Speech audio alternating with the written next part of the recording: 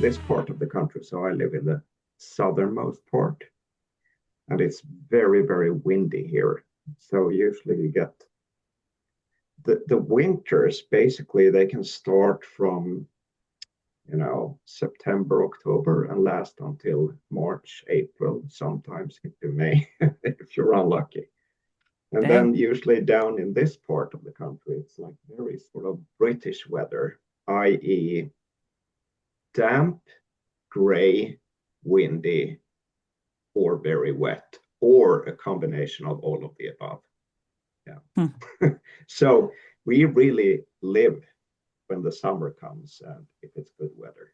Yeah, I've been out for most of the day. it's I always a can good even option. feel it in my face. Well, Chris is feeling it in his face too. All Yeah, right. a little. We went to the state fair yesterday and I was there for like 6 hours. I wore a decent amount of sunscreen and I still got burnt. Oh, wow. So I am I'm a little crusty this I morning. see. Like that Yeah, feeling where like your skin is just so tense and dry. I know it. But Where are you guys at? What state or or city? I'm in so Wisconsin. yep, All and right. I'm in upstate New York, just outside of Okay. Syracuse. Okay. I'm closest to Milwaukee, so I see. or like I like to call it Middle Rock me. Mm. So, do you ever meet IRL? Have we met in real life? I Not mean, yet. if you meet, no, I mean the two of you guys. No, we've never met in person. No, Really? yeah, Wow. we met, um, we'll say MySpace, in like '05, and we've Okay. '04, '05. It was the Something early days of around there. MySpace, and we've never met in person. We Wow. just stayed friends this whole time. Now, this is the future. It is. I'm old enough to, not being really all that computer or internet savvy, but I mean, it's getting more and more how people meet. And It's yeah, true. yeah. You meet So people unlike, online first and then you meet in real life eventually. We'll meet eventually, Chris. exactly, yeah, Eventually. Come to exactly. the DC Warp Tour next year. We'll meet. Maybe. We'll see Now, how this first warp tour for me goes. the funny thing is in 2000, was it the 2005 Warp Tour in Buffalo? Yes. Yeah, we were both at the same one and we didn't know it. Oh, really? Yeah. So we probably Huh. We were passed each really other. bad MySpace friends for not knowing we went to the same tour. That's true, actually. Uh, Yeah. but It was in the early stages of our friendship. yeah. Okay. But thanks so much for joining us and coming on. Glad you Well, thank you, guys.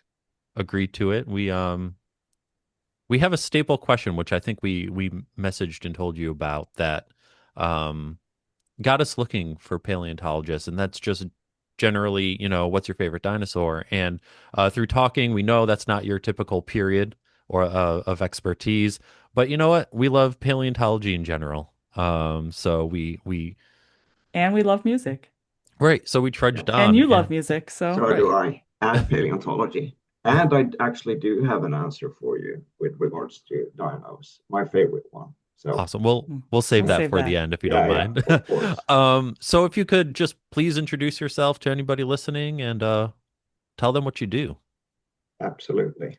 So, my name is Mats Ericksson, and I'm a paleontologist. And I work as a professor of paleontology at Lund University in Sweden. And Lund and Uppsala are the two biggest and oldest university in Sweden. So Lund University was founded in 1666 and has like 46,000 students. Unfortunately, not all of them were paleontologists. I would say most of them are not actually. That would be a But lot. yes, it would be. No, but some are. So, so I mean, uh, I do research, I teach, I do admin, I do supervision of PhD and master and bachelor students. And I'm also really much into public outreach. So, and I mean, that can take a lot of different outlets or outputs, if you wish. I mean, sometimes we have school groups coming to the department and people give lectures to them, or people go out to schools and so on, which I've done. But my outreach has mainly been concerned with, giving public talks, around Sweden and also abroad. And also, I've been a huge fan of writing popular science in both Swedish and English. So I've written a number of papers and columns, and also a couple of books.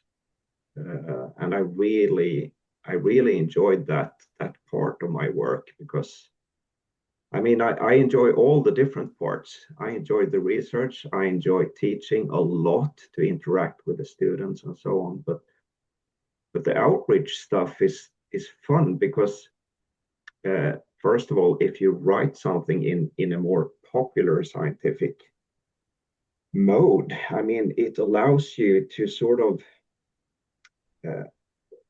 well, I mean, the format is not obviously not at all as strict as the scientific articles, which allows you to much more play around with, the linguistic side of things. You can introduce whatever narrative you think is fitting for the story. You can introduce a lot of humor and so on. So I love the freedom of it, and also giving public talks to sort of the general public is also really fun, because it's a challenge in and of itself to present, research in a captivating mode, and you have so diverse backgrounds from the audience, as opposed to teaching, students at the department, which I also, as I mentioned, thoroughly enjoy. So yeah, that's a little bit of the backstory. And as I said, I work at Lund University, and so that's in the southernmost part of Sweden. But I'm originally from further north. I was born some, let's say 6-hour car drive north from here. But I really like it down here.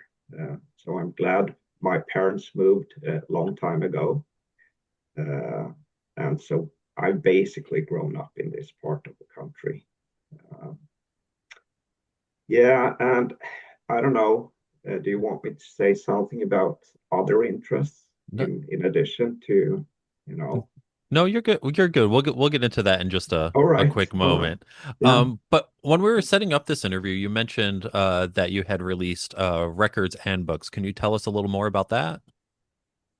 yeah, yeah. I mean, that's also sort of a long-ish story. But if we start with the books, they came about. The first one came about. I brought them up here. So the first one, this one, it's called Hårdrocksfossil. So obviously it's in Swedish. It basically translates into heavy metal fossil. And I wrote this because I have been a regular writer and columnist for this popular science paper in Sweden, or a magazine, this monthly magazine. And after sort of assembling quite a lot of these different columns and articles, I just had the idea, why not, combine some of these columns and rewrite them a little bit, and put them together as a book, which I did. And I found that to be really, really inspiring and fun, although it was a lot of work as well. So with that said, that was released in 2017, And then I immediately, after releasing that, realized that, okay, I want to write something like this also in English. So in 2019, I released this book, which is called Another Primordial Day, the Paleometal Diaries, which basically combines all my different interests, being, science and particularly paleontology with arts and music. And basically, it's a huge expansion and of the Swedish one. So it's like 200 pages more and includes also other stuff. And finally, apparently I didn't have enough of that. So in 2023, I released my latest book, which is called Death, the Antidote to Misery, which sounds very much like, I don't know, a very depressing title, but it actually relates to the fact that it's actually life embracing rather than the opposite, because it relates to the fact that what brings me most joy in life is actually to study death or dead animals and listening to death metal. So, I mean, it truly is the antidote to misery for me to dive into those different things. So that's the books. And then the records, yeah, I mean, I was, well, it would not be fair to musicians to call me a musician, even when I was younger and was playing a lot. That would be highly offensive, I would say, but I probably was a wannabe musician. So I played in a lot of different bands and so on. And these days I don't play very much. But I got in touch with a German guy who is now a very good friend and colleague, who is also a paleontologist by trade. And he had this record project in which he had released, I think, one album at that time, in which they basically popularized science and recorded music with lyrics, outlining a particular paleontological topic, and released it on vinyl. And he asked me if I wanted to do that as well. And it sounded really weird and fun. So, of course, I did. So, and that also whet my appetite. So, since then, and the first one was released in, when was that? Maybe 2014, something like that. And since then, I've released in total 4 vinyl records. And what we do basically is I work together with this composer, and we write the music together. I write the lyrics, and then we invite artists to make the cover art, where we merge sort of the paleo concept with metal. And then we have actually reached out to a number of sort of established recorded musicians and simply asked them if they would like to contribute. And surprisingly, many have actually agreed. And so that's been really, really rewarding for me. I mean, the last, that one was just a single, but I mean, to me, it was so huge because I got Alex Webster of Cannibal Corpse to lay down the bass tracks, Ross Dolan of Immolation to lay down lyrics and vocals. Not the lyrics, the vocals. And Moises Kolesny, the guitarist of Brazilian death metal band Christian, to lay down solo guitars. So I mean, imagine to work with some of your heroes and be able to release, music about your favorite paleontological topics with your heroes. I mean, it's been really, really fun. It sounds like it. Yeah. I can only imagine, Chris. We should release a vinyl, you know? Just kidding. What would our vinyl be about? I don't know. Our weird sequiturs, or like our transitions, just like Yeah. Yeah. My weird ones. It'll just be all my weird stuff because I say a lot of weird you've had some things. weird ones lately. And I think I'm also a vinyl collector. So to me, that was also sort of a cherry on the cake to be able to release your own vinyls. Yeah. And I also find it like a really cool aspect of this because, if you think about it, so you get this vinyl album with fossils on the cover and with songs about fossils. And what is a vinyl album? Well, the main ingredient to make one of those is crude oil. And what is crude oil? Well, that's fossils.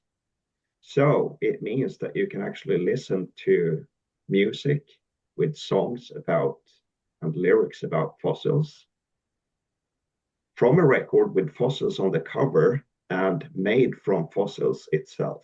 So, I mean, it doesn't get a better match and fit than that in my mind. That's crazy.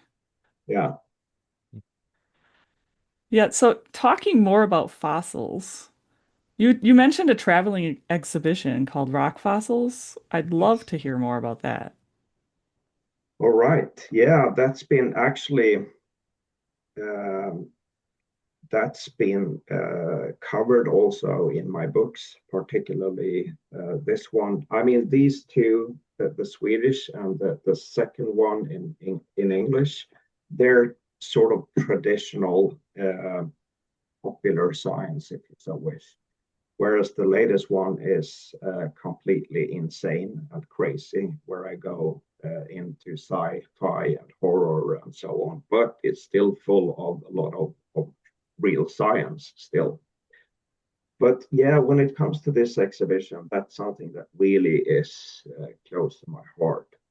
And the, the foundation of this was actually way back in 2012. And I got this email to my work email account. And there was this guy introducing himself, and gave praise to my fossil worms. So I had named some new species new to science from extinct polychaete worms. And I had named them first one after Lemmy Kilmister of Motorhead, and then one after King Diamond, the Danish singer, the cult heavy metal hero. And so this guy had just seen the news about this King Diamond fossil, and he wrote to me, and being also a huge metalhead himself, he introduced himself, gave praise to my metal fossils, and said, "So, why don't we make sculptures out of your heavy metal worms?" And I'm like, "What is this? Is this spam, or is this, a joke?" So I was actually ready to just delete the email, but fortunately, I went against my gut instinct, and I did some checking about this guy, checked him up, and turns out that he has his own company in Copenhagen, Denmark, called 10 Tons, and they specialize in making, scientifically correct and very naturalistic three-dimensional sculptures of both extinct and actually now living organisms as well. that they, delivered to natural history museums all around the world. And I realized very quickly that, wow, here's a true craftsman that could help me sort of breathe life into these species that I really love. So we started working together. And then there was actually this mutual friend of ours, another Danish guy who works at a museum in Denmark, a paleontologist. And he said, well, if you make these sculptures, I can put together a small exhibition and show it at my museum, Geomuseum Faxe. And we thought, this is just so crazy that we have to do it. So said and done. And in 2013, we had the first grand opening of the exhibition that was at that time called Heavy Metal and Punk Fossils, which later turned into this traveling exhibition called just Rock Fossils. And, it's been so successful, I'm very, very happy to say. So it's actually been on tour throughout Europe ever since we opened it in 2013. And it's, continuously expanding. So we add sculptures and so on. And as you can imagine, the main theme of this exhibition is basically showing sculptural reconstructions of prehistoric animals that have been named after rock musicians, because there are quite a few of them. I'm not the only one. I'm not the first one to do this. Yeah, it's been amazing actually to work with this. And I was just in Germany in let's say in March, and gave a speech at the new opening of the exhibition at the dinosaur park. And then in early July, I went back to Germany, to another city, to have a new opening of the exhibition. And so it attracts a lot of people, and people seem to find it curious with this weird combination of, music and science and so on. And I must add that all of these, public outreach things, the books, the records, the exhibition, and so on. I mean, that's a relatively small part of my work days, because my time is basically focused on teaching and research and admin and supervision and so on. But even though it's quite a small part, it's been so meaningful to me, because I get to sort of have an outlet for all my different interests, and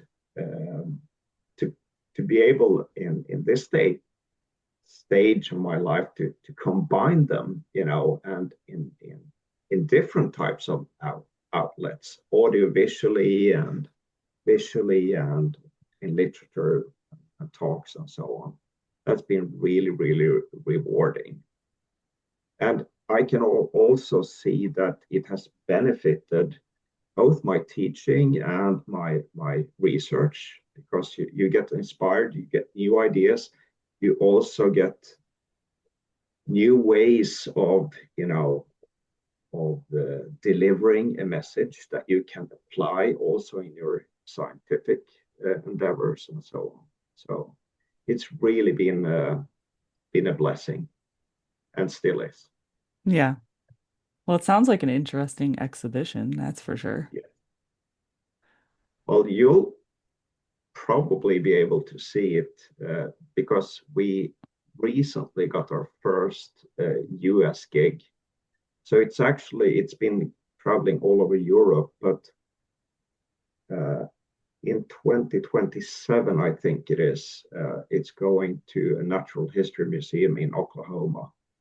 and hopefully we'll find other venues after that, so it can stay a little bit longer in the US. So Yeah, I mean, there's plenty of museums and natural history museums and stuff. There's yes, even the Field Museum in Chicago. yeah. So So it I'm sure there's would be, places. oh, absolutely, it would be awesome to have it there. I'm a big fan of the US. I actually did my postdoc in your country, and I've been back and forth ever since, many, Yeah, many times. So it would be really, really awesome to have the exhibition there. And yeah. I am curious too, like how often do people assume that your research is like dinosaur related as a paleontologist? Like most people think paleontology and they think dinosaurs. How often do yeah, they think that's what you do? well, not so often as you would think, No? and I'll give you the reason. I really understand your question, and I think it's legit, and it's especially legit in your country. But in this country, both paleontology and geology, I mean, paleontology is usually at least under the greater umbrella of geology, right? Even though you can have paleontological departments associated with biological institutions and so on. But geology is sort of the umbrella topic. And we don't, in school, up until you possibly go to college or university, they don't teach geology or paleontology in school in Sweden. So the level of understanding of these topics, as you can imagine, is very, very basic, much more basic, I would assume and think, than in the US. So it does happen. And if they don't know what it is, if I say I'm a paleontologist, I can say, oh, dinosaurs, and everyone obviously will know.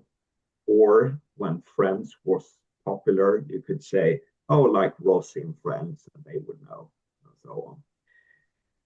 But what has happened more frequently is that people mistake me for an archaeologist, because that's much more, I guess, in the mainstream, what people know more about, or archaeology in general. So, and to the extreme cases where people ask, so isn't it disgusting to cut dead people open? And so, they think I'm a pathologist and not a paleontologist. So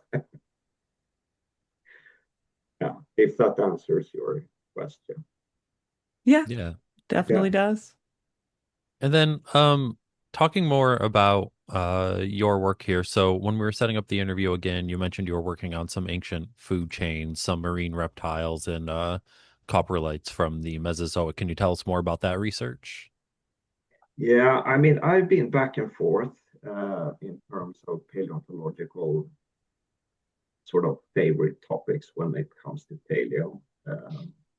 And I mentioned the polychaete worms, and that's something that I basically started when I did my PhD, and I still do some, but since then I branched out and I'm all over the map. No, not really, but uh, I, I probably have a personality that's not necessarily the best for a scientist, in the sense that I tend to get like bored after a certain while, so I couldn't stay on one topic for the rest of my life, um, or one research subject. Uh, if I just look back in history in this country, at least, if I look at my former supervisor, they could easily spend, a 40-year plus career on one specific tiny group of fossils, even from an isolated part of the world, a geographically restricted part. And I think I would become bored. So I guess I have diversified into things that I find interesting. And why not? We're supposed to have fun in life. Yeah. So I started with that, and then I became very interested in and started working quite intensely on. And I can also add that when it comes to the polychaete worms, they were mainly, I would say, from the Ordovician and Silurian periods. But then I took a step back in time to the Cambrian period. And I've been working and still am working quite a lot on various topics in this very exciting period, including, biostratigraphy, where you basically try to figure out how you can use fossils as time markers, to identify where we are stratigraphically in the rocks, to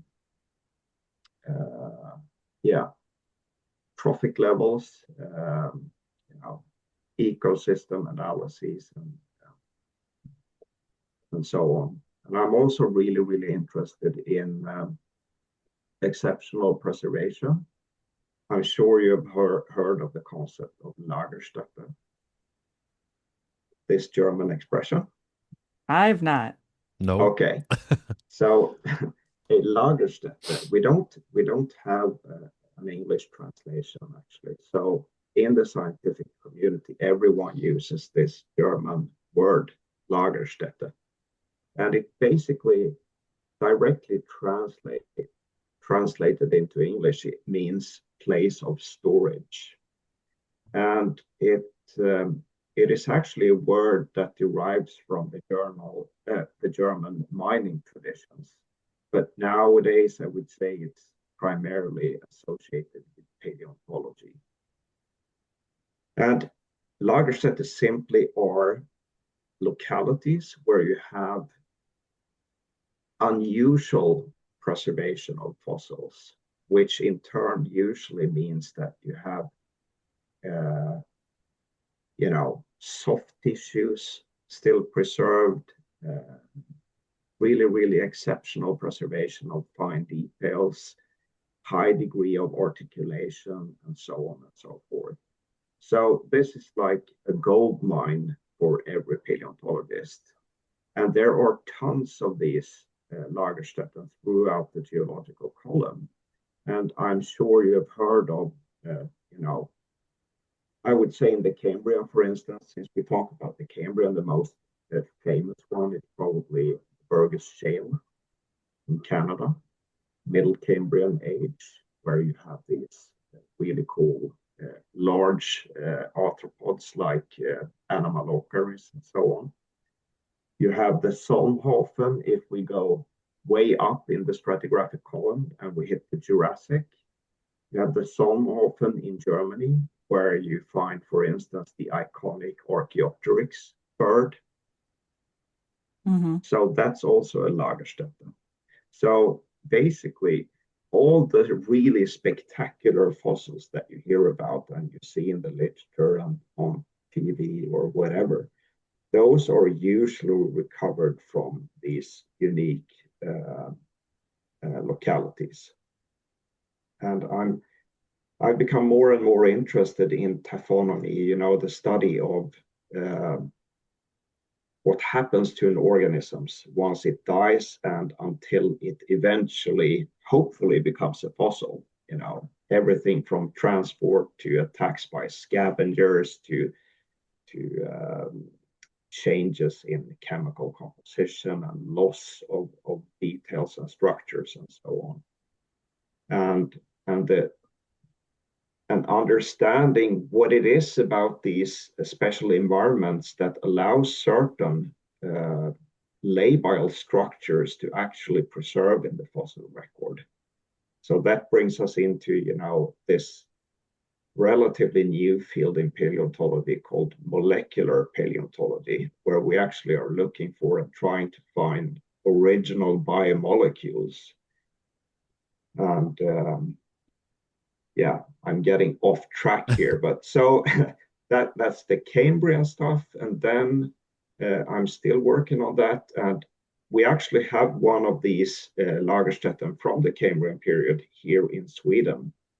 It's called the Orsten Lagerstätte, and it's just absolutely amazing. And I can talk more about that if you want to, but I can just go on and say that in addition to these things, I've been very interested in, as I mentioned, trophic levels and particularly copper, both from the Paleozoic and also from the Mesozoic, trying to understand, basically who made who, and you can get some really cool information, not only about, the diet of prehistoric animals, but also the digestive system of the host and so on and so forth. So that's a lot of fun for me. And I'm also interested in sort of the history of paleontology and how to reconstruct ecosystem. And this obviously goes into my work with the sculpture, Espenborn, and so on. Because that's not a simple task in and of itself. I mean, not only do you need to have the craftsmanship, but even imagine to figure out what did an animal or plant actually look like when alive, because so much stuff is gone. And as you know, I mean, when we look at an animal today, for instance, what we see as the most characteristic things are usually coloration and fur and whatever else, soft tissue things. Most of that, as you know, are just gone from the fossil record. Nowadays, we're starting to be able to slightly, at least, see the fossil record in Technicolor by coloring the past using this molecular paleontology. But I mean, it's so much detective work and some guesswork, of course, to understand what they even look like. As you mentioned that, I'm kind of curious, is that something that is used in the field of paleontology? Like, do you look at maybe what a current living animal, plant, whatever, would look like as it's decomposed, and kind of use that as a rubric of some sort to kind of put together what a fossil might have looked like? Yes, we do. So there are actually a lot of taphonomical experiments conducted in both archaeology and paleontology to try to understand more about the fossilization process. And there are some really cool studies doing. I mean, usually those are done to understand the fossils, but you're talking now about conducting those types of experiments on now living organisms to understand what they would look like as fossils. And those have also been done, and there are some really enlightening studies where they looked at, for instance, very simple, let's say primitive Cambrian fish or fish-like things, chordates at least. And they did this taphonomical experiment where they allowed different parts of the chordate tree to decompose, and they studied the successive losses of fine details of these carcasses. And they concluded by the end that after a certain time, the loss of characters was so great that it was impossible to say whether or not it was a true vertebrate or just a chordate.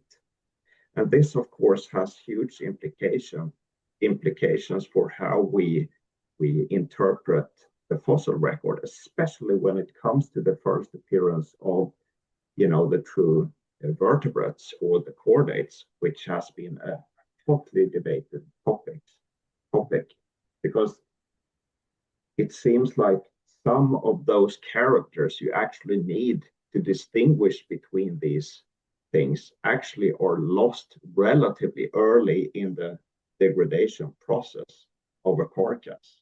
So, yeah, I think that's one example that I think would fit with what you're talking about now. I love taphonomy. I love the taphonomic processes. And we actually have a master course at our university. And this was a dream for a long time. And then we implemented it. Basically, what we do is that we have two different tanks where we have sort of artificial aquatic environments. And then the class gets separated into two groups, and they both get a different set of dead organisms. Basically, we just go to the supermarket and buy, shrimp or small fish and so on. And then we allow the students to embed these different organisms in different substrates. It could be mud versus sand versus gravel and so on. And we have different settings in the tank. One is dysoxic or even anoxic. The other one is oxygenated and so on. And then basically these experiments run through the entire course, and the students get to document what happens to these organisms with time. And then at the end, they present, and we compare these two different environments and so on. And then we compare the results with what we see in the fossil record. Mm-hmm. And I think this, this is really, really eye-opening to the students and myself. And it's really, really cool to see what actually happens here and how does the different substrates and the different geochemical parameters affect what happens to the different organisms. Yeah.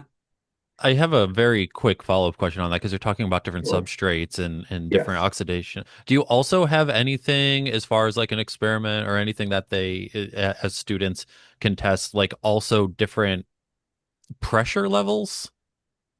Like, is there a way to do like different pressurization or anything like that? We don't at my university, but we could, and there are published papers about this where they basically do.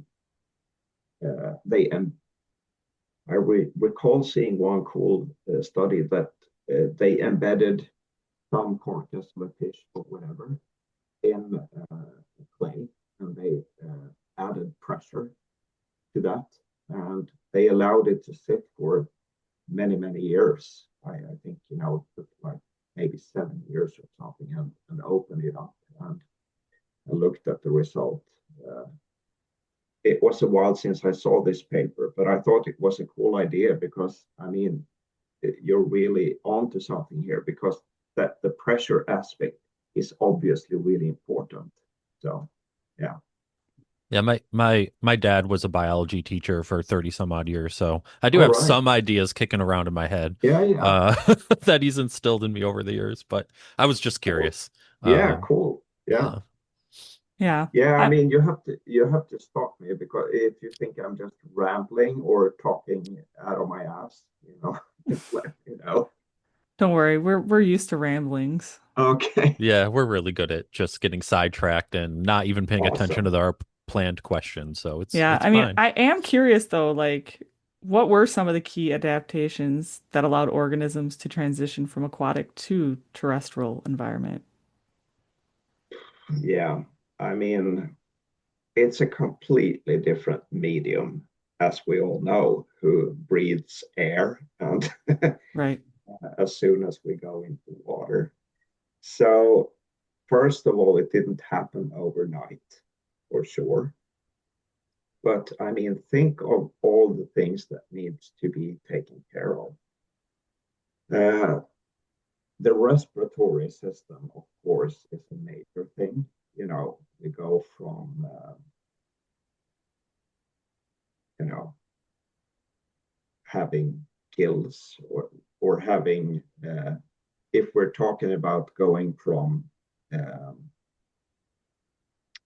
sorry, what was the question again? The adaptations to Adaptations that allowed organisms to transition from aquatic to terrestrial environment. aquatic to terrestrial. Yes. Because we have some that have taken the other route as well. Yeah, aquatic to terrestrial. Yes, it's a huge system change. So you go from, you need obviously lungs on land. You need another reproductive system. You need glands to what do you say? Glands to not allow, for instance, the ice to dry out. There's a much bigger risk of getting dehydrated, of course, on land in general. So you may need scales or you may need fur or whatever. As far as plants go, it's the same thing there, basically. You need much better mode of support. And I mean, that goes for animals as well. I mean, the gravity situation is completely different. So on land, there's a much higher gravity. So you need a skeletal structure strong enough to support the increased gravity on land. And that goes also for plants. You know, you need better rooting systems, better stems, and so on. And that goes also for the reproduction of plants. And they're much more vulnerable to dehydration and so on. So lots and lots of different adaptations. I mean, it's almost unbelievable that it happened at all, I would say. Now, you mentioned, and ironically, the thing that comes to mind is from a scene from The Simpsons, of all things. But you mentioned that it also went the other way. Things have gone from terrestrial to aquatic. Yeah. Okay, so the scene that comes to mind is there was an episode of The Simpsons where at one point we forced the dolphins back into the water, and they were the terrestrial animals. What's a more realistic example of that? No, but I mean, you have the whole group of whales, and I mean, whales we do know actually come from land-living mammals. They are what mammals. Dolphins are mammals. So at some point, we had these four-legged, things roaming on dry land and making it venturing back into the oceans, just like some marine reptiles and so on. And I can't say exactly what is the first known ancestor of the whales, the land-living ancestor. I've not been into whales at all myself in my studies and so on, but I would say that's a prime example, and there are tons of stuff you can find online or wherever, tracing back what would be the ancestor, the land-living ancestor. Yeah. So I was gonna say like a mud skipper. Yeah, I don't Like know. they go I from don't like even know water what to a land. mud I wonder if they skipper. started from land and went to water. Oh yeah. I'm not sure I know what a mud skipper is. No, you don't know what a mud No. skipper is? It's like a No. fish-like creature that like can breathe Oh, out of water and goes yeah. on land. No, I think I know. Yeah. I wonder if it started on land first and then went to water and now it can go out of both. Yeah. Don't know. I really wish humans had that adaptation, to be honest. Oh yeah. Like we were mermaids. No, I'm not crazy about having a fishtail like as legs Well, if you're Ariel, if you could have some special magical powers and just have legs from the sea when you witch, dry right? out. From the sea witch. Hey, there's Uh, been TV shows with mermaids that have had their legs dry, their fin dries out and it turns into legs. So I don't yeah. know. You never know. I did watch Siren for a while. Okay, so getting back to getting back on topic, we also talked about plants coming from being aquatic to colonizing land. What was the first evidence of that? Well, that's also a little bit tricky because the early record of land plants is really sporadic and difficult to decipher. But we can put it this way. What we do have, for instance, at least by the middle Ordovician, and certainly by the upper or late Ordovician. So we're talking middle Ordovician, let's say 450 million years ago or something like that. We find tiny, tiny remains in the sediments of something known as cryptospores. And crypto is just a designation which tells you that they don't know shit what it is really. No, I'm kidding a little bit, but the plant people, they interpret these spores as, deriving from some sort of land plants. But for the longest time, we didn't have uh, any evidence of macroscopic land plants at this age. Recently, there was a paper, was that middle Ordovician or maybe late, but still of macroscopic land plants. But um, these were non-vascular plants, so bryophytes and so on. But what we do know is that when we go into the Silurian, so it starts 444, something like that, million years ago, and sometime into the Silurian period, we do have evidence of true land plants. And these were really, really tiny. I mean, a couple of centimeters, very, very simple, not, a really simple root system. And basically, you had a stem that branched off in two, and then you had like a spore knob by the end of these branches. That's it, basically. And there is a very, very famous genus called Coxonia, which is usually regarded as the oldest vascular land plant. So those make their appearance, and when we find them, all the evidence points to that they were still living very close to aquatic environments, so close to, let's say beach environments and so on. And then gradually we see, or relatively soon thereafter, actually, we see how the plants diversify. They get more complicated. They get leaves on the stems. They get more complicated spore capsules, more complicated root systems, and so on and so forth. And then basically it just takes off from there. And I mean, as you know, when we go into the Devonian and later on, we have, bushes and trees Yeah. that I'm eventually grew very, very large. Yeah. I'm curious about the current thought process on if it was I don't know why. In my head, I'm sure this wasn't the case, right? I picture it being more like a driftwood scenario, like maybe plants or some sort of aquatic plant life was floating on the top and just so happened to get deposited on the shore. Or was it more so like plant life was growing near the shoreline and it just eventually grew out of the water?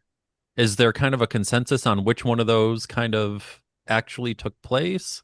Or am I just wrong on all accounts? No, no, you're not.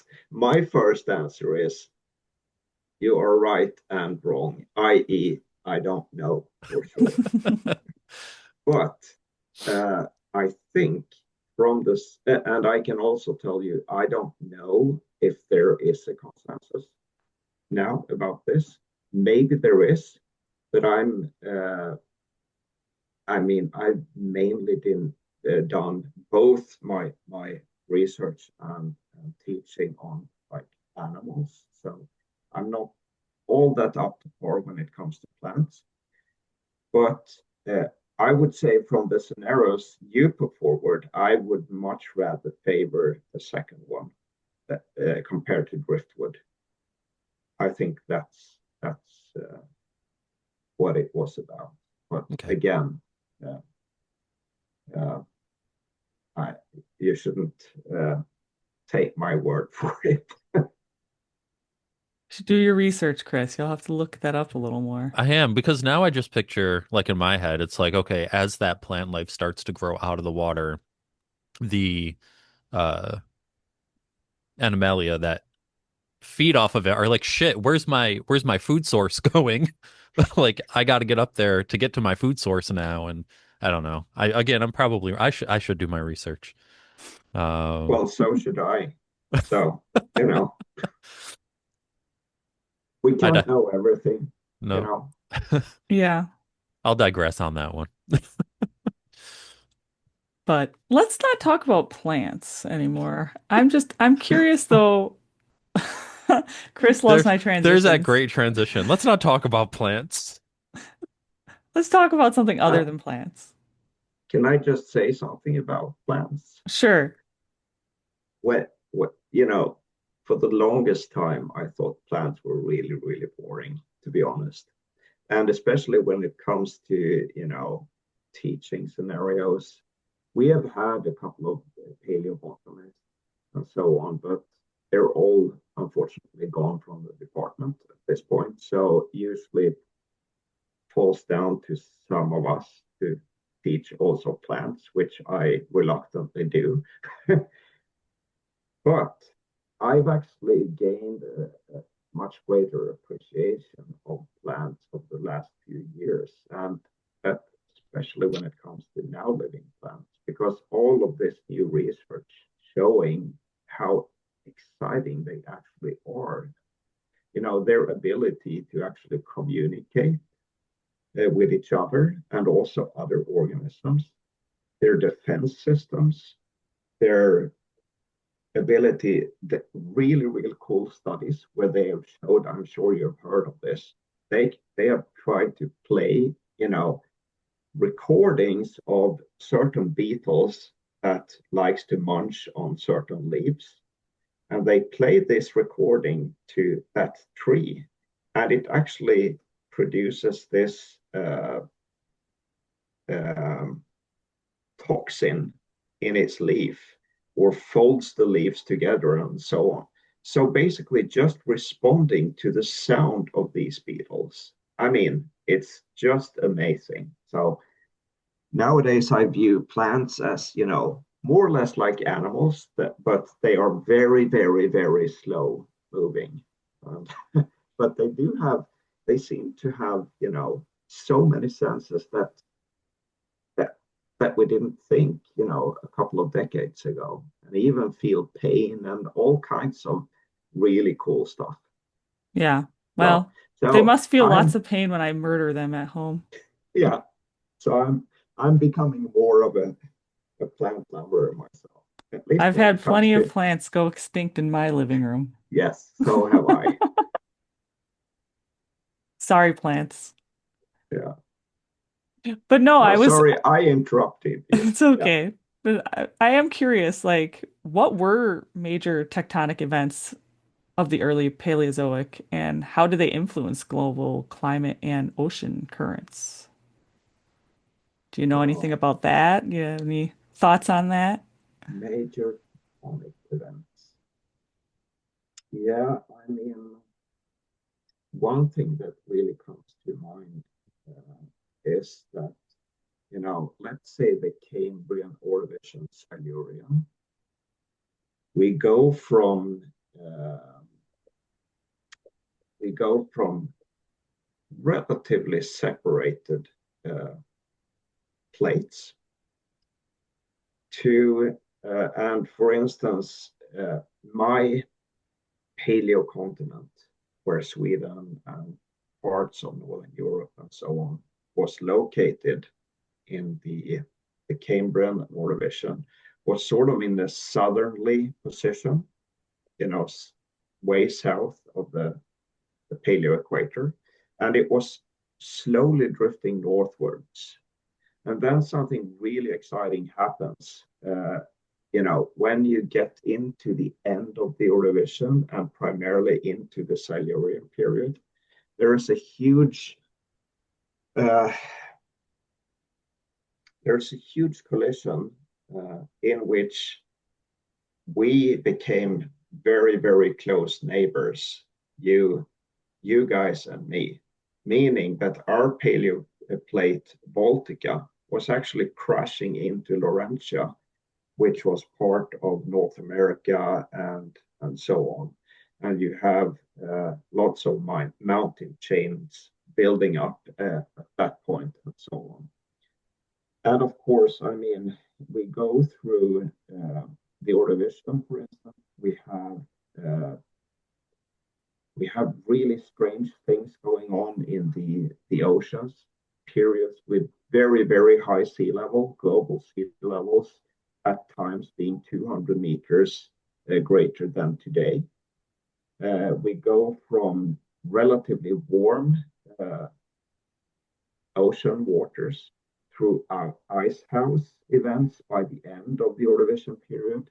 So, if you look at the entire geological record, it's so dynamic. You go through all these different stages of greenhouse and ice house periods and events that leads to either extinctions and or radiations of different groups.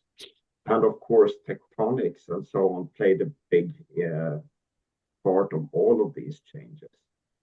So this is also why I think, when they talk about, climate change today, I'm not saying that we as humans do not affect the climate. For sure we do. The question is just how much, and how much is it really compared to sort of the natural variations?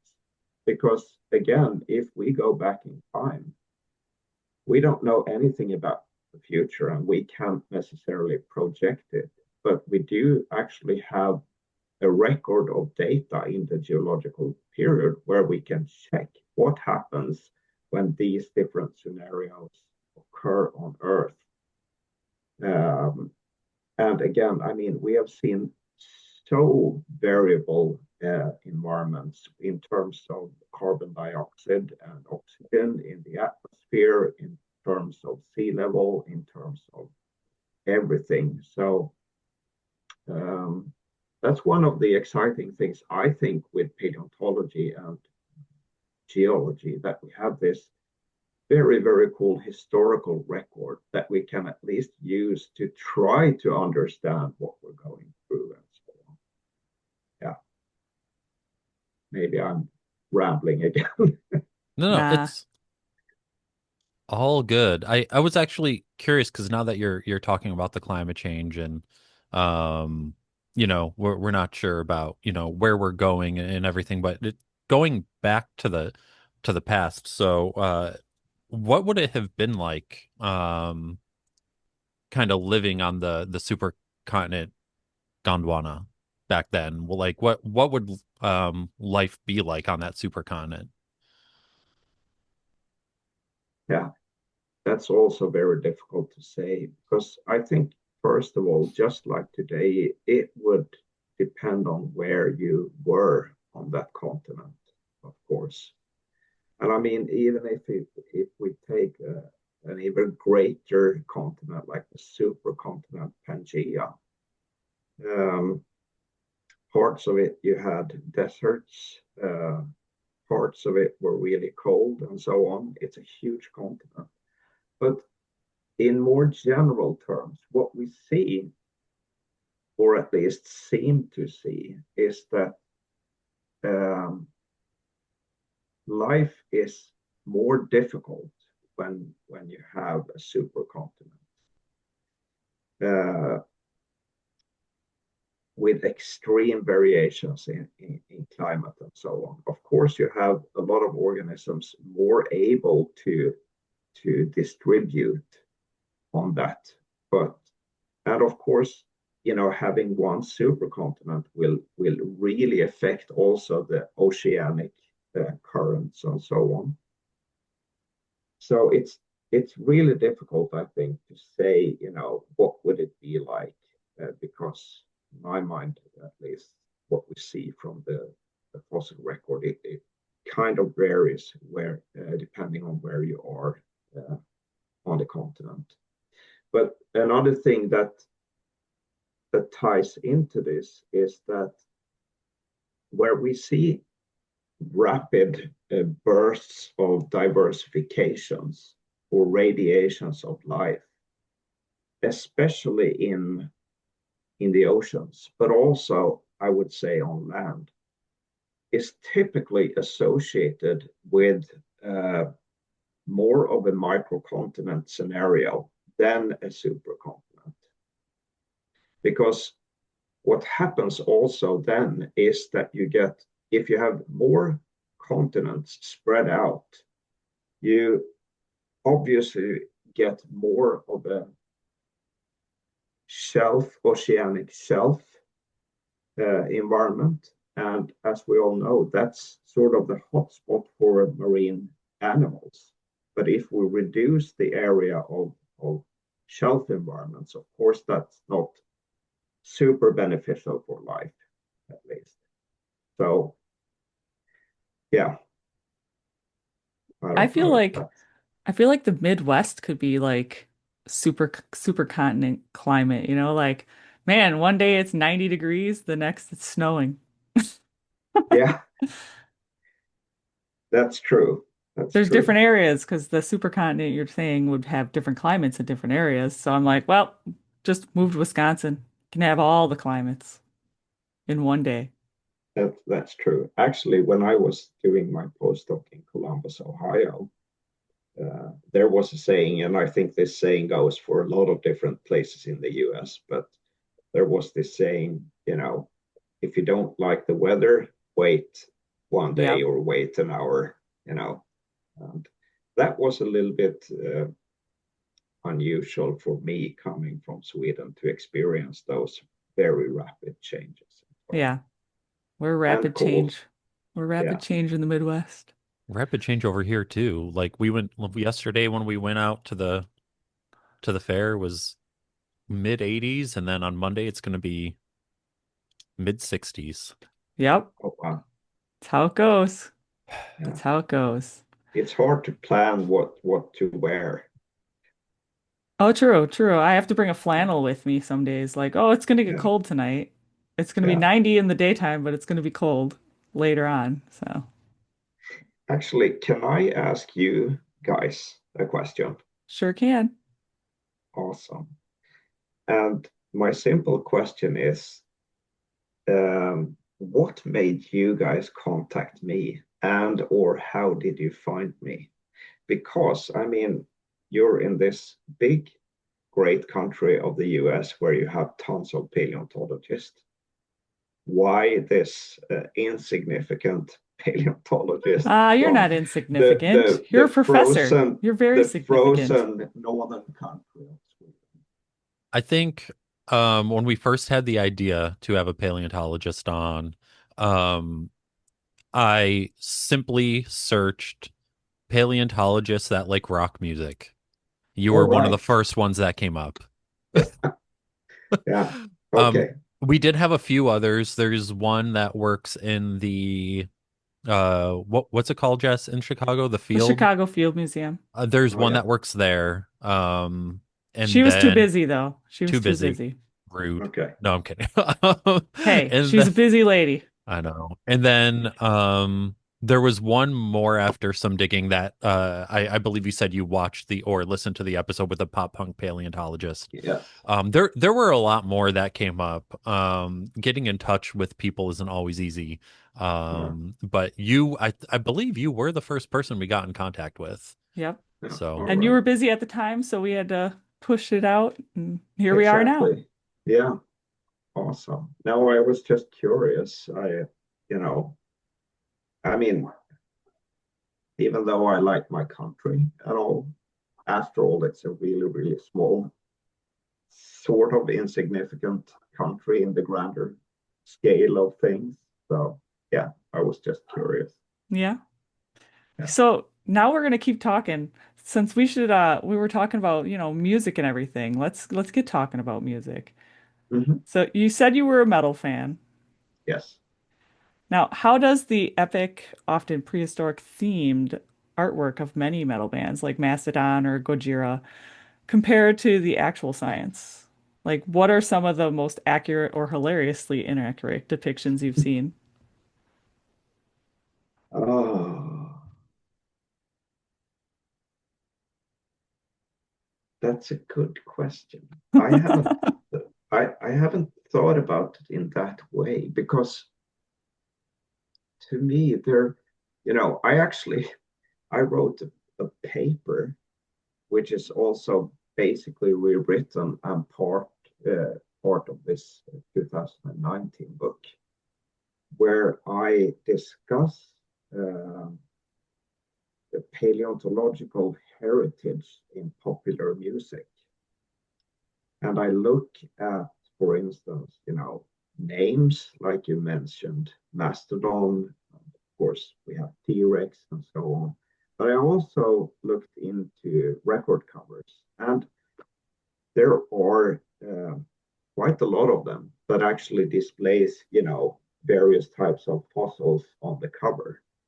But from my, you know, research on this topic, I basically can draw the conclusion that either the bands have actually used, photographs or depictions of true fossils. You know, you have some dinosaur skeletons, you have some even invertebrates like cephalopods and ammonites and trilobites and so on. Or you have sort of very cartoonish versions that I wouldn't say are necessarily, you know, flagrant misunderstandings of the prehistory, but rather, you know, just a goofy, fun way of depicting this beast, you know. So that's basically my take on it. I mean, you have very famous examples of, for instance, uh, what's that?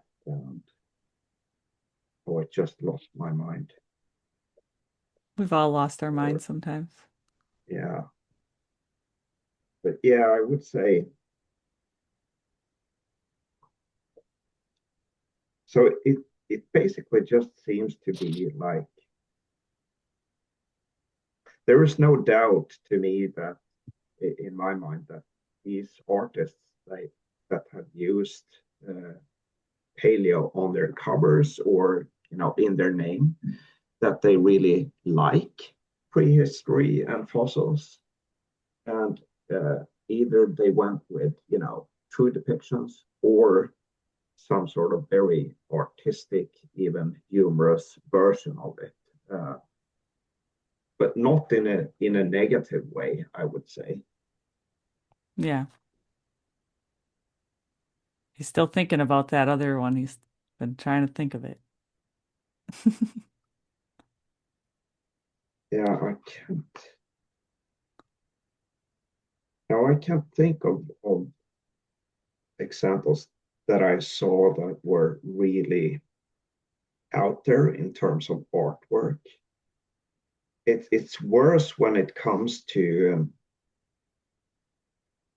for instance, I've read a lot of newspaper articles, for instance, in Sweden, where again, I mean, they have very little to no knowledge of natural science and geology and paleontology, that you read something that's completely wrong in terms of timing of things. They can, age of the earth or when the dinosaur roamed and so on and so forth, rather than artistic expressions of prehistory. But I mean, here, yeah, this was the example I was thinking of. There's this great album cover, if you see it here, with. Is that the Motion City soundtrack one? Sorry? There's like a little dinosaur. Is that Motion City soundtrack? Yeah. These are all. Oh, there it is. Isn't that Motion City? And this is Alice in Chains and the Devil. Let's see. All sorts of them, Chris. All sorts. Oh, yes. That's right. Their album is called The Devil Put Dinosaurs Here. But it actually depicts it through, a triceratops. Okay. Really nice. As opposed to, some of these, the Ramones with these cartoonish dinosaurs wearing sombreros and so on, to Blue Oyster Cult's classic cover, Cultosaurus erectus. So, yeah, I think you go between these very naturalistic to cartoonish stuff. Yeah. But all done in admiration or to have fun, Now, not bashing prehistory. Now, if you could design a metal concept album based on a specific geological period or mass extinction event, which one would it be? What would your track list look like? Well, I mean, I have done things very closely to what you're saying. After all, I've released records with songs about prehistory and so on, and as I mentioned, fossils on the cover. So I can just show you. I forgot to bring my covers, but here is one. A record called Primordial Rigor Mortis. And the cover over here is made by, also the cover of this book is made by a very, very famous heavy metal painter called Joe Pitagno. So he made the famous Motorhead logo, the snaggletooth skull, and many of Motorhead's record covers, but he's also done covers for Nazareth and Pink Floyd and Led Zeppelin and so on. So he's been doing some work for me, which was really, really huge to me, of course. And in this cover, this is actually about my research on a very, very exciting Cambrian biota. One of these dogs that the biota called the Orstein fauna. And what he did here was basically in this beautiful drawing, he included, so I sent him a number of examples of my fossils, which are shown here. And he basically introduced them all over this cover. So they merged together in just beautifully. So that's what I would do to answer your question. And the track listing would be the tracks that we have released that are about fossils. So they have been, and here are some of the other albums. Yeah. I'm gonna have to check these albums out, Chris. So I mean, instead of making it, it almost sounds to me like, isn't there a sort of a game in the US where you make these fantasy football teams? Mm-hmm. Yeah.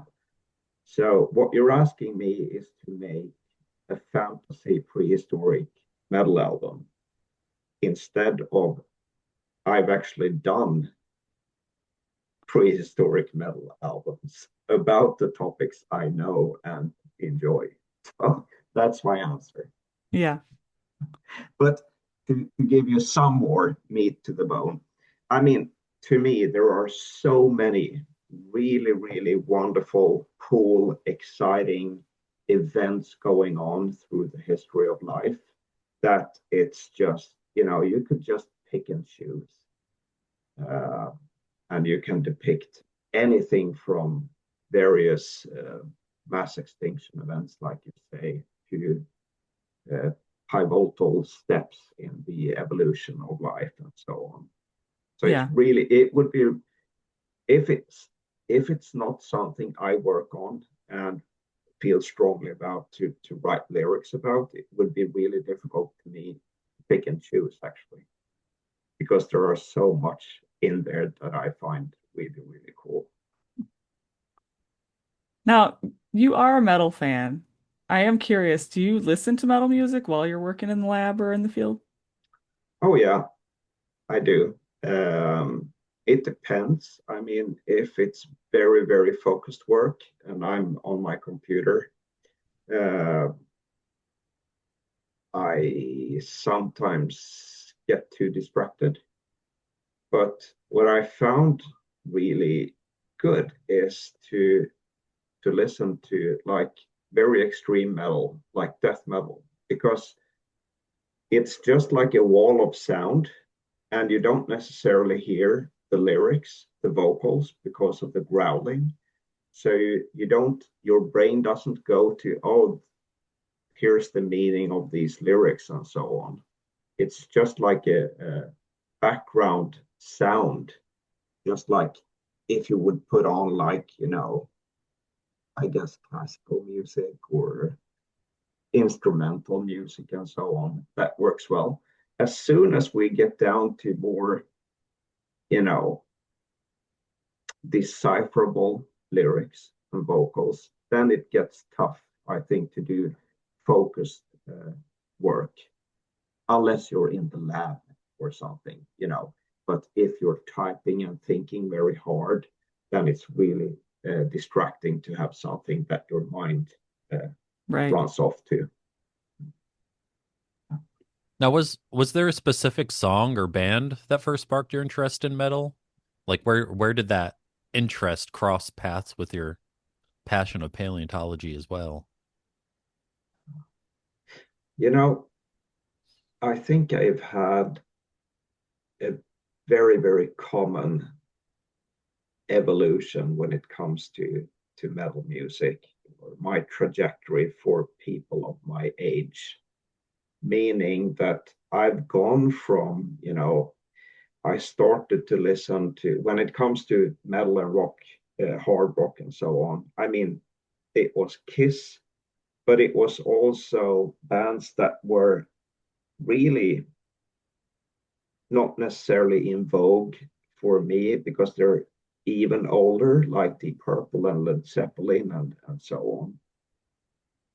So I started with that, and then it got progressively heavier in a way, going through the evolution of metal, the new wave of British heavy metal with Iron Maiden, Motörhead, Saxon, and so on. And from there on, it went on with thrash metal, uh, turned into death metal, some black metal, and so on. And then, of course, you have the later genres like new metal, which has never been really a big thing for me. And now I'm sure you know that under the metal umbrella, there are now so many subgenres that it's almost impossible to keep track. Uh, but with all this said, I still really, really love all parts of this tree. So I regularly go back to my, oldies and goldies like the Purple and Zeppelin and so on, just as well as listening to newer death metal and everything in between. But it actually started way earlier than that for me. And even before I discovered Kiss, I think my first true musical love was actually the Beatles.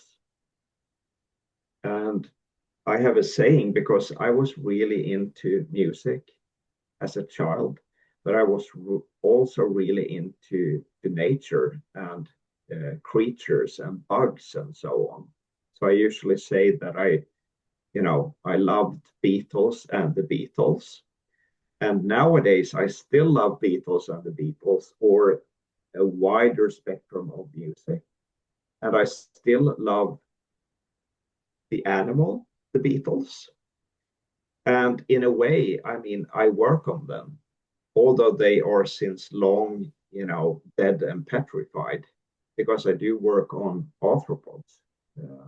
So I guess I haven't evolved all that much since childhood. Yeah, I was I was gonna say I always find it interesting to find out people's transition into kind of the music that they like. Like mine, growing up, I think we're all at one point just whatever's on the radio, right? Whatever they're playing. And I went from that to my sister was into punk music for a while. And so I transitioned to punk and then specifically skate punk. And then I transitioned to ska. And then I found a compilation album that had this one ska band I liked. And I picked up that compilation and I had pop punk and metal bands on it. And then I got into that. And then at one point I made a friend who was into that music. And then he left a metal CD in my car, which was As I Lay Dying. And I was like, Mm. I'm not going to listen to it. I'm like, I'm not interested. And eventually it got the better of me. I'm like, all right, I'm going to put it in and I'm going to listen to it. And I was like, oh, this is really good. And then it just kept going from there. And it's great to hear other people's, um, I don't know, story, Journey. journey of how they got into it. And this friend, and I'm gonna make this a band recommendation for you. I don't know if you'd Yeah. call them metal. I like to call it chaotic disharmony. Um, Okay. but there's this band he introduced me to, and this was like all the way back in the early 2000s, um, named after an episode of The Twilight Zone. So the All right. band is called The Number 12 Looks Like You, and Wow. it is pure chaos, where it's just completely absolutely just grinding the guitar followed by smooth jazz in the middle of whatever song. Wow. If you look them up, first of all, their lyrics make absolutely no sense. Yeah. So I always recommend starting with the song Just Like a Cat. Okay. It's one of my favorites. He'll have to listen to this And stuff and give you a yeah, review. and a good follow-up song to Just Like a Cat would be Devil's Dick Disaster. Okay. I'm telling you, their lyrics make no sense, as do their song titles. But it's if you really are craving a moment of everything is disharmonic, but it comes together in such a nice way, check them Mm. out. I certainly will. I'm very happy for this recommendation, and I will definitely look them up. It sounds really, really interesting. It is. Yeah. I will also give the preface of the vocals are um picture a prepubescent teen girl getting stabbed and screaming. That's I'm just warning you now. That's the vocals. Uh Oh, wow. so We it's could give him some heavier recommendations. sure you can give him some heavier recommendations, Jess. We just had someone on the podcast. They were called the Rising Tide from New Zealand. Okay. All right. They consider themselves deathcore. Otherwise, Opal and Sky, they're considered heavier too. Yeah. But yeah, there's lots of bands out there, that's for sure. Oh, absolutely. I have noted down these recommendations. I will definitely check them out. Are But there like any you, I was gonna say, are there any bands in Sweden that you would recommend to us that you've listened to that are from your area? Oh, absolutely. Actually, we have one of the highest densities of metal bands in the world, in Scandinavia. I think Finland is actually surpassing Sweden, but we still have a very high density. And everything from some traditional heavy metal bands going way back, like Torch and so on. But then we have a new wave of traditional heavy metal bands like Hammerfall and Wolf and so on. But when it comes to more extreme bands, like I'm really big fans of, I mean, you have everything from old school death metal like the Entombed, Dismember, Grave, Sentenced, Seance, uh, Unleashed, yeah, tons, and all of them, the ones I mentioned now, are just fantastic. Now there is even then of course we even have a differentiation between the Stockholm scene and the Gothenburg scene. So the Stockholm is the capital. It's in the eastern part of the country, and Gothenburg is the second biggest city in the western part of the country. And they both started with the death metal wave in, let's say, the late 1980s, early 1990s, and with a slightly different sound, actually. So in Gothenburg, you have the typical Gothenburg sound with more melodic death metal, like Dark Tranquility, At the Gates,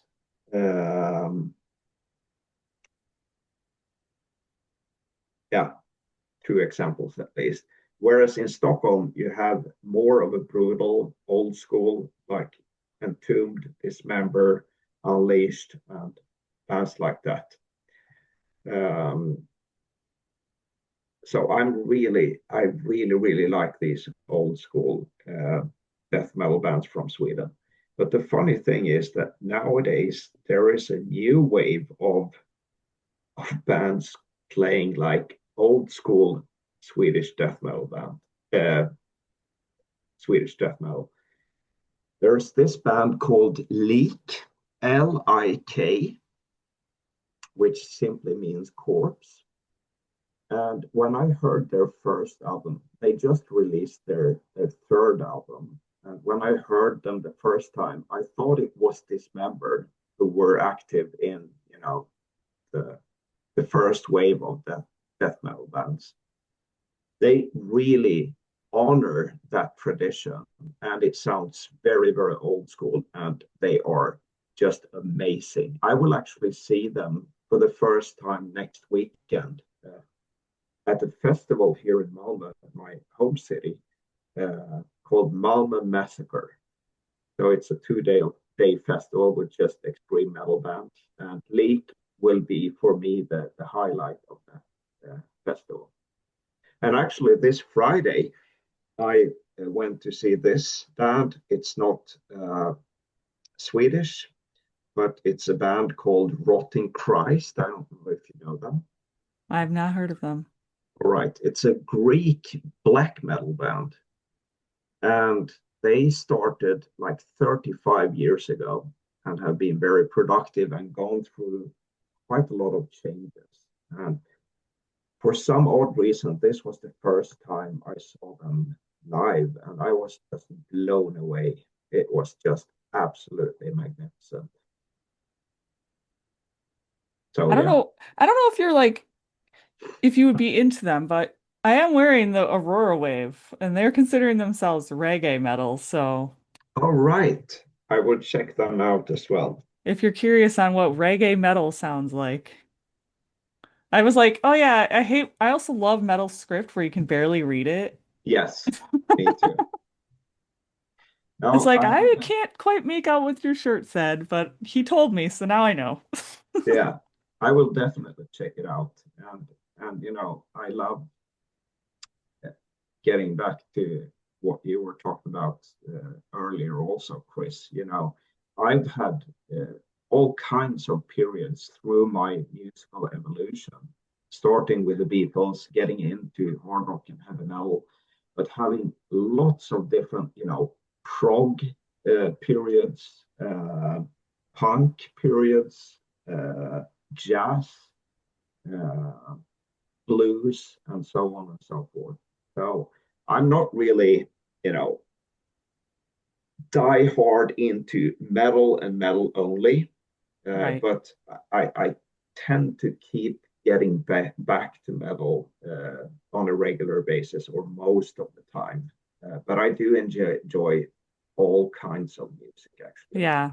I mean, I enjoy all kinds of music too, but we all have our little like area that Niche. we go back, niche that we go Yeah. back to. Exactly. It's And I think you need to be, it's really good to be open-minded, because otherwise you lose out on so much. And I Hmm. can tell you, I was recently over in Denmark, and to see a concert. Here's another recommendation for you, which is not metal. It's a trio of really, really talented musicians called Ibrahim Electric. And they play a weird combination of jazzy, soul-y, funky, surf guitar music, mainly instrumental. But we went to this concert, me and my best friend, who is my age, and his son. And it was actually the son who introduced me and his father to this band. So the three of us went.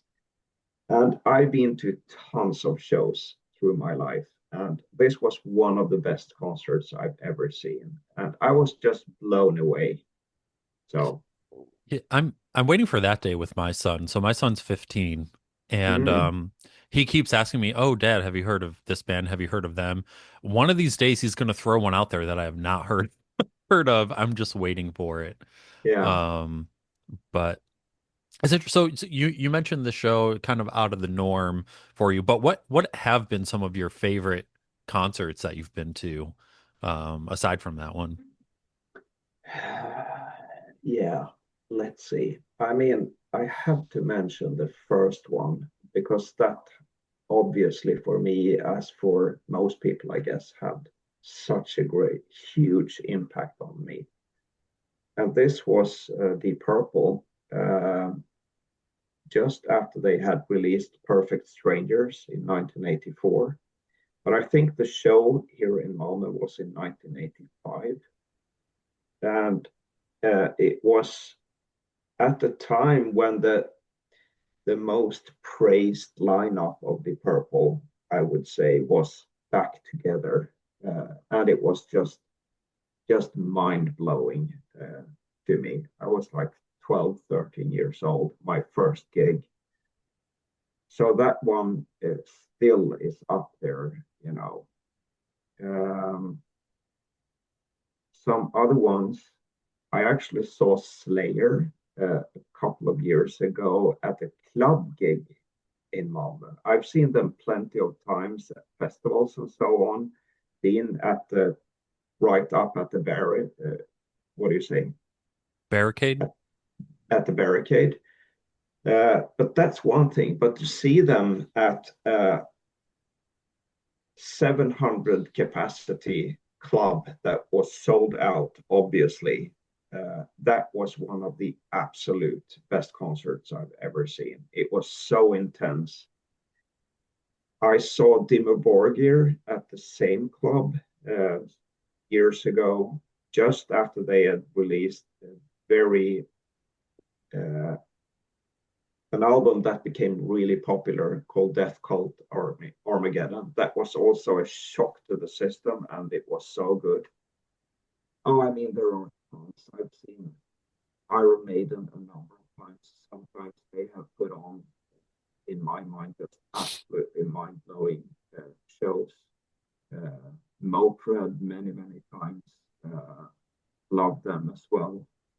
Actually, one of the more recent shows, and this will probably come as, I don't know, offensive to some of your listeners that may be metalheads, but I stand my ground, and I recently saw Ghost, Okay. the Swedish band Ghost. I don't know Hmm. if you're Mm. fans or not, but I know who they are. it's such a show and it's so professional. And, you know, that that blew me away. And the cool thing about them and uh, my experience with them is that I actually saw them a number of years ago before they were blowing up, so to speak, at this um, free festival in Malmö. And it was maybe 50 people in the crowd, scattered, and no one was really paying attention. And I was standing there with my friends and thought, yeah, this is just weird and not very good. Then I really started to listen to them. And then I saw them like 1.5 or 2 years later.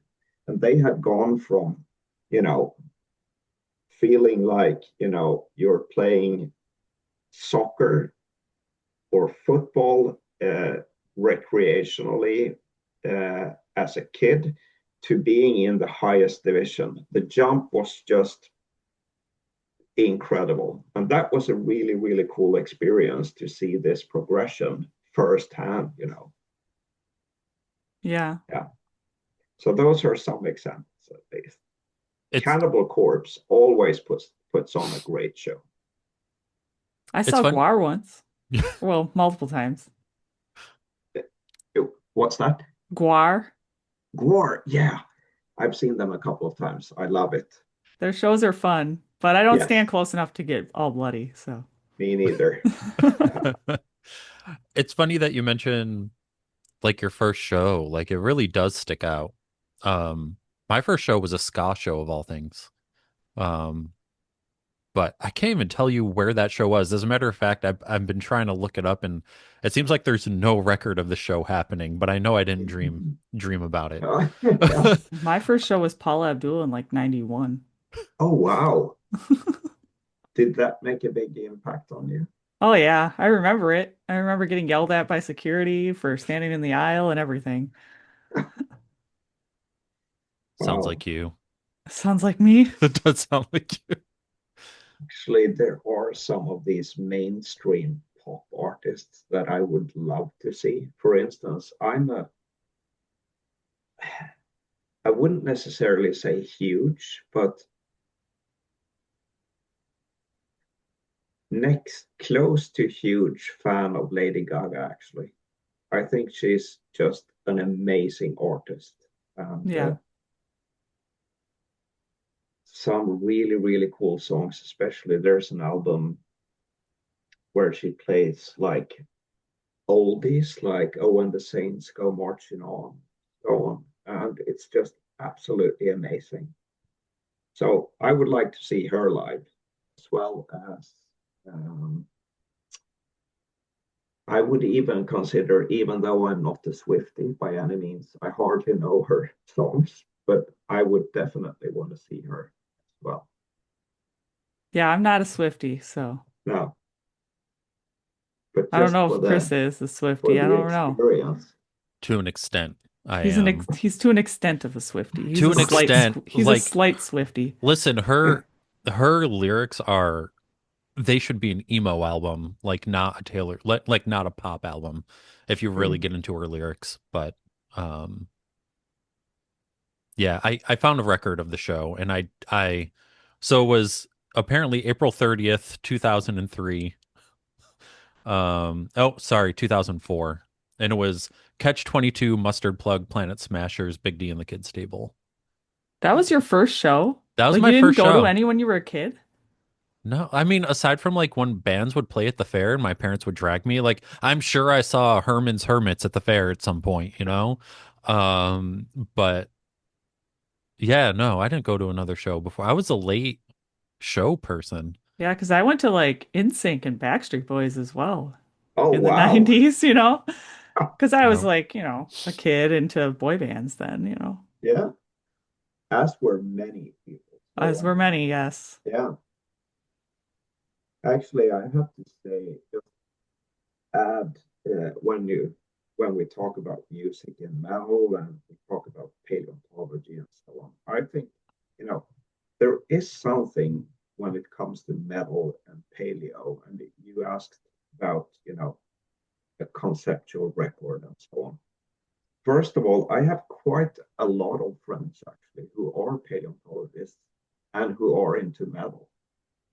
I don't know if it's a chance or whatever, but to me, when I've been merging my interests and doing the records, writing the books, and this exhibition and so on, I think it's a very natural combination, because if we look at what paleontology is, we deal with death,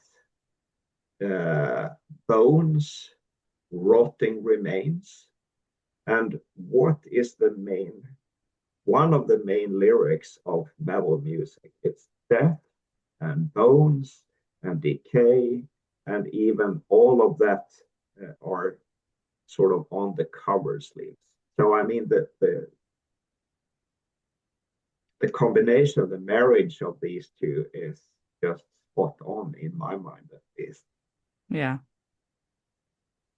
Well, I think that's all we have questions for. Chris, All do you have right. anything else you want to throw in there, or should I go Wow. on to the very last and final most You can important go question? you can go on to the most important one, but that was a great sentence structure. It was so terrible, I know. But you know what? That's what I'm known Oh, for, I right, thought you Chris? said to me, Chris. No, to Ah, Jess's sentence structure. She your adjectives and nouns and prepositions were all out of whack, but I go mean, ahead. I've told you I'm old enough to be your sister, so I mean, As I'm taking my last sip of coffee, that was not a good time to throw that one in there. hey, uh, Jess, even though I'm Swede, so maybe I don't count, but I didn't even react to anything see, wrong with your sentence. nothing wrong with my sentence, Chris. It's just you. It is just me, but you know what? Like I've told a lot of people, I've been so bad at communicating in the business place. I've gone through 2 communication classes paid for by All my employer, so now everything sticks out to me. Ugh, of course right. it does. But on to our final question for you, which I know you Yes. researched for.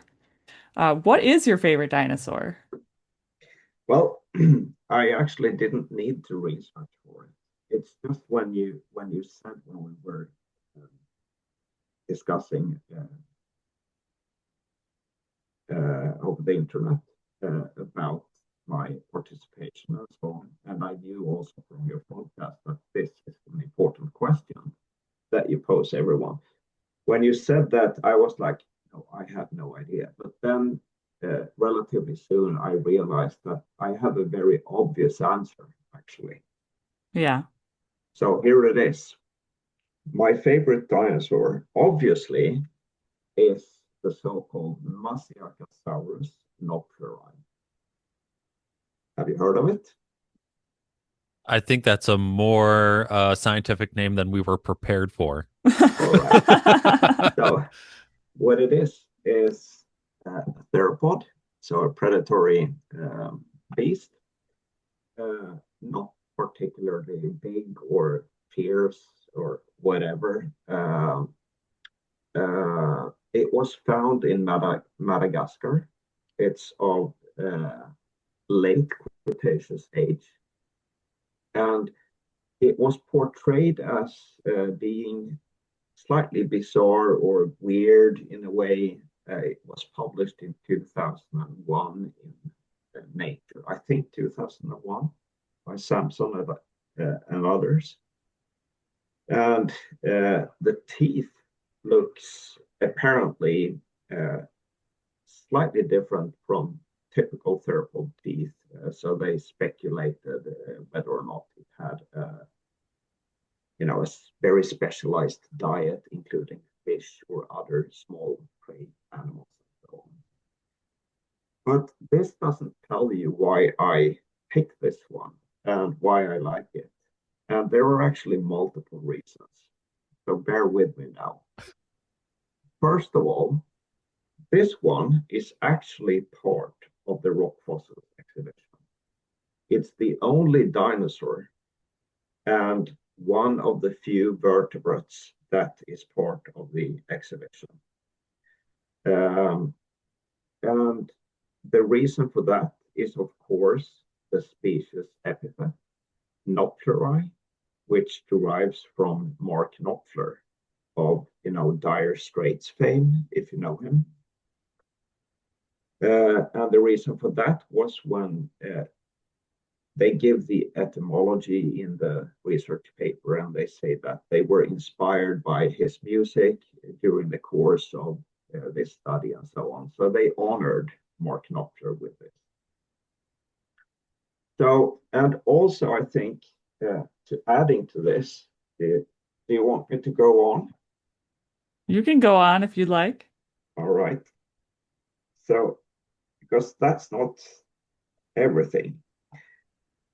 When they were interviewed, because obviously Mark Knopfler found out that he had a dinosaur named after him, and they interviewed both him and the lead author, Scott Sampson, from the article. And I have a quote from Scott in this. At first, I should say also that the genus name, Masiakasaurus, that's from the Malagasy word, and Masiaka simply means vicious, whereas saurus, of course, is Greek for lizard. So there you have the full name, the vicious lizard Knopfleri, okay? And then Scott said in a post publication interview, I've never thought that Knopfler looks like a dinosaur, nor do I think that Dire Straits are dinosaurs, despite a lengthy tenure of success. And that's a fun way of putting it. And then when Mark Knopfler responded to this, he said, I'm happy to report that I'm not in the least bit vicious. I'm really delighted. It's a very special honor. The fact that it's a dinosaur is certainly apt. So that's a funny side story of that particular dinosaur named after Mark Knopfler.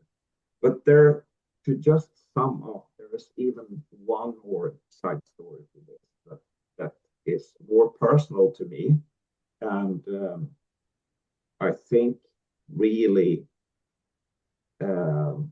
takes things full circle. And that is the fact that when Mark Knopfler heard about our exhibition, Rock Fossils exhibition, and that we were planning on making a reconstruction of his dinosaur, he actually offered to pay for the full reconstruction of this.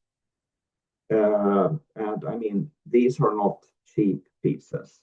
It's it's a highly specialized firm, and it costs tons of money to do so. And we were obviously very, very happy about this. And basically, what he had just two demands. One was that the reconstruction, we could borrow it for the exhibition for a duration of 5 years. Then it would be returned to him. And it would also have to be made out of some sort of weather-resistant material. We don't know why, and we obviously didn't ask. We were just happy about this. But one can speculate that, when it was returned to his, maybe another person in the household was adamant about the fact that this piece is not coming inside the house, but has to be residing in the garden. I don't know. I let this will stay unstated, but at least you can speculate about it. Regardless of that, I just think it's such a beautiful move because it really shows you how it went full circle. So we have the scientists honoring the musician for inspiring them to make this study, or at least, bringing joy to their work during this time. And then the response by Mark, and he sort of gives back to science by actually chipping in his own money to make this reconstruction for this prehistoric exhibition. That's where really art and science come together, in my mind. I love that the thought process was, this thing isn't coming in the house, that's why it's weather resistant. My thought process was, what if he took it on tour and like just put it on stage and it's a rain or shine show? That's a good interpretation. I like it a lot. I don't know. As I said, this is just goofy speculation. I don't know, but it's a pretty terrifying looking dinosaur. Yeah. It's like the teeth that project from the bottom jaw. Yeah. So normally this is where I would say what mine is, but I have to throw something okay. So my favorite is the ankylosaur. At the state fair this year, they normally have a dinosaur exhibit. This year they're doing an ice age exhibit. So right. I went and I looked and I saw something I didn't know existed before. There's apparently right around, I want to say they said around 15,000 years ago. It wasn't right around 10,000, but there was a giant armadillo that looked like an ankylosaur called a glyptodont. Glyptodont. I don't know how to pronounce it. I just found it yesterday. It looks like an ankylosaur. It's got a big club tail, like not of the same lineage at all, obviously, because this is a mammal. But I saw it and I was like, that is so cool. Now I have a new obsession with a different animal. That's awesome. But they didn't all have the club tail. I'm still researching like where that lineage or like what the differences in between some of them are. But yeah, I didn't know it existed, and when I saw it, I immediately was drawn to it. I'm like, that's not an ankylosaur, but it looks like a giant 4-foot tall armadillo, and it's got a big old club tail. I love armadillos. Yeah, me too. Well, at least it sounds like, really convergent evolution, that they both became this very special. Maybe they are somehow related, Chris. Appearance. But how would they be related? One's a mammal. I don't know. Evolution? I don't know. It would be very, very, very far back, but but then we all are related. It's true. Somehow we're all related. Yes. Back to our bacterial ancestors. This is true. Yeah.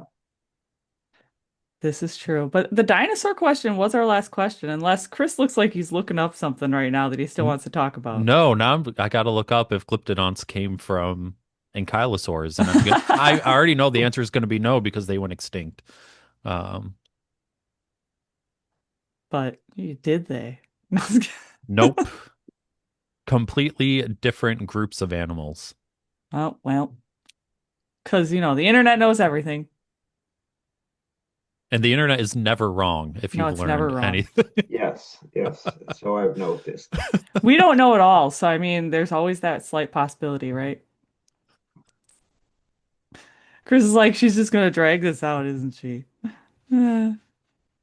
But the dinosaur question was our last question. Is there anything you would like to add to the end of our little conversation? I don't know. Well, first of all, I'd like to end that it was a great pleasure. It was really nice talking to you guys. And from what I've seen in your podcast, and I think I wrote that to you, I really like your style, the vibe you give off, and how you interact with your guests. And it's a very warm, cool atmosphere. So I'm very grateful. I hope I didn't make a fool out of myself. There are tons of other things we could have talked about, yada, yada, yada. There's And so much. We could finally, have made this like a 4 hour long interview, I'm sure. but finally, I can also say that, if you have listeners or someone who want to get in touch, just, direct them to me. You've got my email. If anyone is interested in my books, or maybe there's a listener who works at the museum and think, oh man, we would like that rock fossils exhibition at our museum here in the States. Yeah, drop Get me a in line. touch. Yeah, get Yeah, in touch. yeah, We'll make it happen. We can spread it all throughout the United awesome, States then. awesome. But yeah, thanks for coming on. If anyone made a fool of themselves, it was probably me. You certainly did.